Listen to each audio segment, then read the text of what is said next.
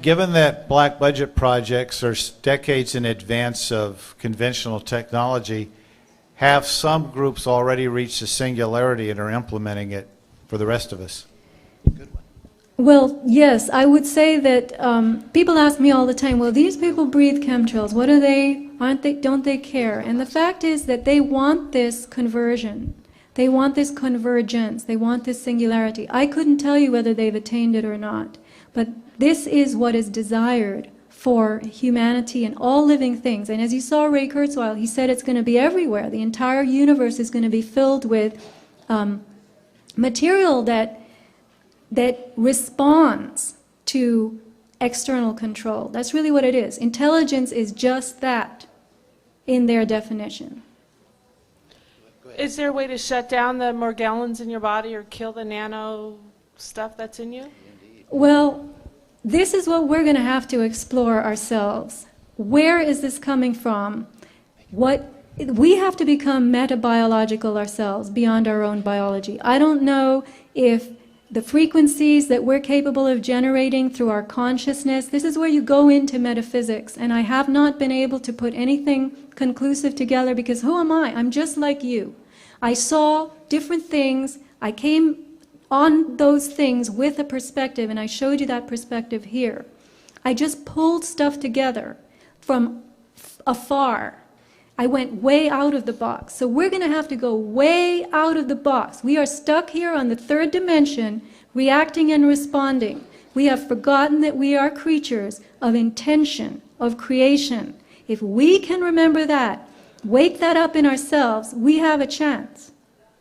That's where we have to go. Thank you. Okay, no. Quick question. Have any of these people working on these projects been able to share with you? Or are they willing to talk to you and open up?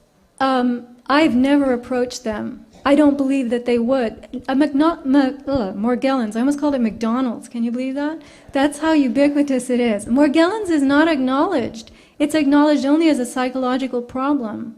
And in fact, I think it was the some large organization just declared it moot and not pertinent.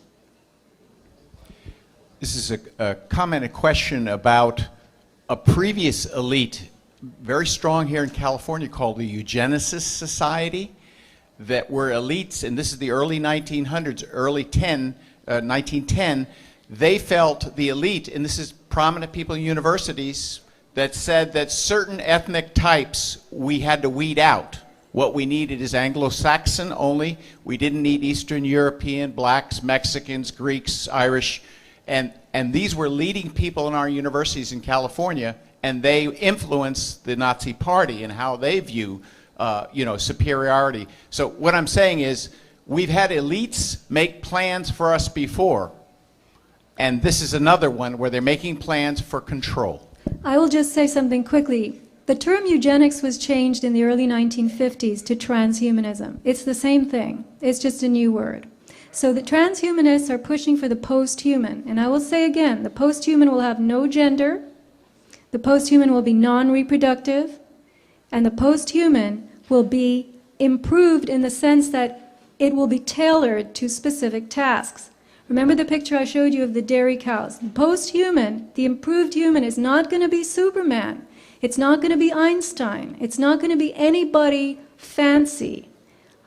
When you have technological control of all living things, you can confer attributes to some, and you can degrade and devolve others.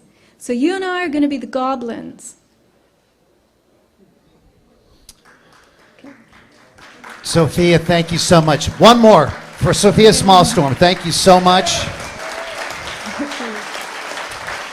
Thank you very much. Thank you. All right. Thank you very much. Thank you.